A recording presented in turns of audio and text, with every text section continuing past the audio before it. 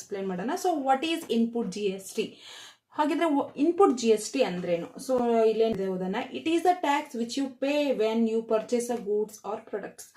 C, ನೀವು ಯಾವುದೇ ರೀತಿ ಆಸ್ ಅ ಬಿಸ್ನೆಸ್ ಪರ್ಸನ್ ನೀವು ಗೂಡ್ಸ್ನ ಪರ್ಚೇಸ್ ಮಾಡಿದರೆ ನೀವು input G S T pay ಮಾಡಬೇಕಾಗತ್ತೆ. ಫಾರ್ ಎಕ್ಸಾಂಪಲ್, ಈಗ ಇಲ್ಲಿ ಒಂದು ಎಕ್ಸಾಂಪಲ್ ಇದೆ.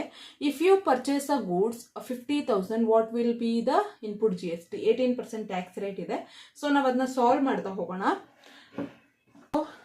ನೋಡಿ, ಈಗ ನಾವು ಯಾವುದೇ ರೀತಿ ಗೂಡ್ಸ್ನ ಪರ್ಚೇಸ್ ಮಾಡಿದರೆ ನಾವು ಅಲ್ಲಿ ಯಾವ ಟ್ಯಾಕ್ಸ್ನ ಪೇ ಮಾಡ್ತೀವಿ? Input G S T.